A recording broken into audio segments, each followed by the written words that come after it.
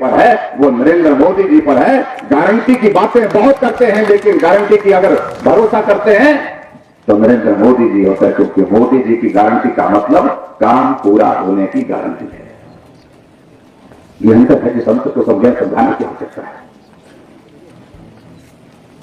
यहां भाई हमारे सांसद महोदय सुरेश कश्यप जी कह रहे थे, कभी हमने सोचा था कि धारा 370 समाप्त होगी, होगा।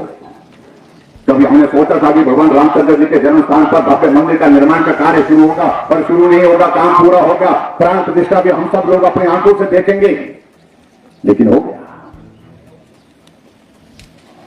कभी हमने इस बात को नहीं सोचा था कि 3 तलाक जैसा एक पेचीदा मामला, मसला इस तरह का जिसको कोई छूने की हिम्मत नहीं करता, उसको समाप्त कर दिया जाएगा, लेकिन समाप्त हो गया। कभी इस बात को लेकर के बहुत सारी पार्टियां बात कहती थी कि महिलाओं को आरक्षण मिलना चाहिए, 33% मिलना चाहिए, कहते थे लेकिन करते नहीं थे। लेकिन लोकसभा में, राज्यसभा में बिल पारित होने के बाद ये भी नरेंद्र मोदी जी ने करके दिखा दिया और वो भी हो गया। और आगे बढ़कर के हम बहुत कह सकते हैं, यूनिफॉर्म सिविल कोड का आप लेकर कह सकते हैं कि कठिन काम है, लेकिन उसके बावजूद वो भी लागू हो रहा देश में। भरोसा इन चीजों के कारण होता है, जो कहते हैं वो करते हैं। यह हमारा सौभाग्य है कि इस प्रकार का नेतृत्व हमको मिला है। जहां तक बात रही यहां की हिमाचल प्रदेश की भाई और बहनों, यहां अब क्या हो गया, 15 महीने हो गए सरकार के। सुख की सरकार, व्यवस्था परिवर्तन की बातें कहते कहते 15 महीने बीत गए, लेकिन सुख की अनुभूति किसी को है। और आज की तारीख में कह सकता हूं इस बात को, शायद मुझे लगता है कि सुखू भाई जी को भी सुख की अनुभूति नहीं है। खज्जल है, परेशान है, दुखी है। और यहां सरकार बनाने की बात कह रहे हैं, सरकार बनेगी हमारी। अरे सरकार तो बनेगी, लेकिन आज की सरकार की बात करें तो मैं इस बात को कहता हूं कि सरकार नाम की कोई चीज ही नहीं है। कहां है सरकार? किस बात की सरकार?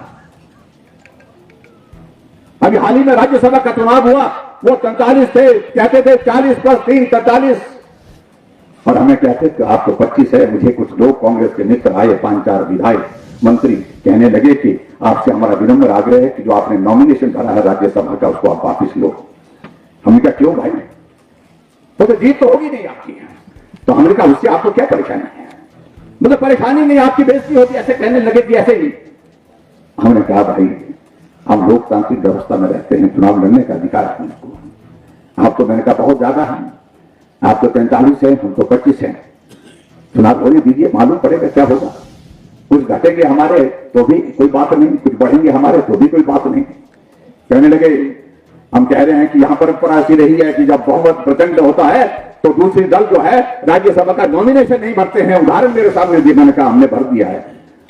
हम उनसे गलती ही मान लीजिए, चाहे कुछ भी मान लीजिए, लेकिन अब भर दिया है। तो कहने लगे कि नेता उनमें से जिनके भरोसे आप बातें कर रहे हैं ना, ज्यादा से ज्यादा 1 वोट का फर्क होगा, 2 वोट का फर्क होगा, आगे पीछे हो सकता है, इससे ज्यादा कुछ नहीं होने वाला।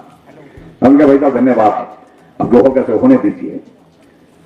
और वो 43 थे, जब वोट पड़े वो 43 से 34 पहुंचे, हम 25 थे, हम 25 से 34 पहुंचे।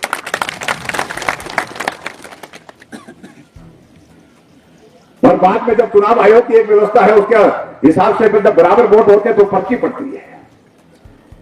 और फिर हमको पक्का भरोसा हो गया कि अब तो जीत हमारी होगी, क्योंकि मनु सिंह जी जो कांग्रेस के कैंडिडेट थे, वो कैंडिडेट थे जिन्होंने कहा कि किसने देखा भगवान रामचंद्र जी का मंदिर वहां पर है, किसने देखा कि भगवान रामचंद्र जी अयोध्या में पैदा हुए थे। भगवान रामचंद्र जी के अस्तित्व को चुनौती देते रहे, राम मंदिर का विरोध सुप्रीम कोर्ट में 25 साल तक करते रहे। तब हमें भरोसा हुआ कि आखिरकार जीत राम भक्तों की होगी। जब पर्ची उठाई तो पर्ची में परिणाम ये निकला कि राम भक्तों की जीत हो गई और राम का विरोध करने वाले चुनाव हार गए। जो हमें पूछते थे कैसे होगा, कैसे होगा, ठाकुर साहब कैसे होगा, हमने कहा ऐसे होगा। अब नहीं पूछते हैं।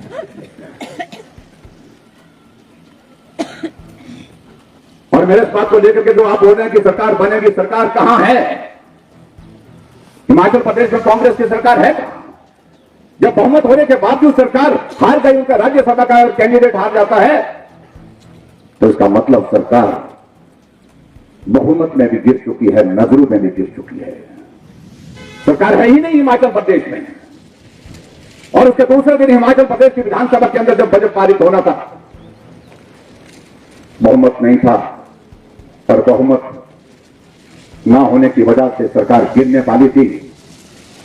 और 15 विधायकों को हम भारतीय जनता पार्टी को सस्पेंड करके 100 कमांडो बुला करके हमको उठा करके सदन से बाहर फेंक दिया, तब जाकर के बजट पारित हुआ। कहां है सरकार? किस बात की है सरकार? यह तकनीकी कारण, टेक्निकल ग्राउंड पर है, लेकिन सही मायने में सरकार जा चुकी है। भाई और बहनों, में इस बात को बड़ा साफ कहना चाह रहा हूं। ये जो मर्जी बोलते रहे, जैसा मर्जी बोलते रहे, लेकिन सरकार नाम की कोई चीज है नहीं। अब हमें आरोप लगाते हैं कि इस सारी चीज के लिए भाजपा दोषी है, जयराम दोषी है। हम चाहे के दोषी है भाई? आपके ही विधायक गए हैं आपसे, और आपके वो विधायक एक बार में अनेक बार विधानसभा के अंदर विधानसभा का बात बोलते रहे कि हमारी बात सुना मुख्यमंत्री जी, हम सुने वो प्रतिनिधि हैं, लेकिन आप मशगूल रहे, व्यस्त रहे अपने उन जो एडवाइजर जो है कैबिनेट रैंक के साथ बना करके रखे हैं, जो कोई चुनाव नहीं जीते हैं, आप उनके साथ मशगूल रहे, व्यस्त रहे, अपने विधायकों की नहीं सुनी। परंतु उन्होंने कदम उठाया। और आजकल सुखू भाई जी विधायकों को पूछ करके दिन में 3-3 बार, भाई साहब क्या हाल है, फोन कर रहे हैं। पहले फोन नहीं सुनते थे, अब अपने तरफ से कर रहे हैं, बोलते। एक दिन बड़ा जोरदार तमाशा हूं, हर जगह सुनाता हूं, ये हकीकत है जो मैं बता रहा हूं अपनी आंखों से। मैं जहां रहता हूं शिमला में, मेरे सामने कांग्रेस के एक विधायक रहते हैं, उनको सीपीएस बनाया है। सीपीएस भी 6 बनाए हैं, जिनका भी मुझे लगता है कि काम खजली लग रहा है। मुझे नहीं लग रहा कि उनका कुछ बचेगा, क्योंकि अब आने वाले समय में हाईकोर्ट में फैसला उसमें आने वाला है। अभी हम कुछ नहीं कह रहे उस बारे में। तो सीपीएस महोदय मेरे सामने रहते, मेरे पड़ोस में रहते, तो मैं शाम को थोड़ा देर में रात को पहुंचा, तो मैंने देखा कि 20-25 पुलिस वाले वहां पर खड़े हुए हैं। मैंने कहा भाई क्यों आए, ये मेरे यहां आए हैं या सामने वाले के कहां आए? तो हमारी जो कर्मचारी उन्होंने कहा कि ये सामने वाले जो विधायक हैं, सीपीएस है, उनके आए। मैंने कहा उनको क्या, उनके लिए कहां क्यों आए? बोलते कि उनकी सुरक्षा के लिए। मैंने कहा उनको क्या हुआ? बोलते कहीं वो बाहर न जाए, निकल न जाए। जितने भी बाहर के जाने के रास्ते सब जगह पुलिस रखी थी। और हाथ तो तब होगी जब रात को मैं खाना खाने के बाद में अपने वहां पर टहल रहा था, तो देखा कि एक लाल नीली बत्ती वाली हम करते वो भाई वो गाड़ी आई पुलिस की, और वहां पर सामने खड़ी हुई पुलिस वाले एक दूसरे को सलूट मारने लगे। तो मैंने देखा रहा तो क्या हो रहा है, तो पुलिस वाले अधिकारी हुआ है, तो इनको जो ड्यूटी पर लगाए थे वहां पर सुरक्षा के लिए, उनको पूछा है ना, और एक बार ही 4-4 बार रात को आते हैं। और सुखू भाई जी को बताते रहते हैं फिर कि भाई सुखू भाई जी आप सो जाइए, अपनी जो है अभी तक ये हालत है हिमाचल प्रदेश में। तो मैं तो कहने लगा सुखू भाई अगर पहले आपने ये काम किया होता तो अच्छा रहता, पहले हालचाल किया होता, विधायकों का पूछा होता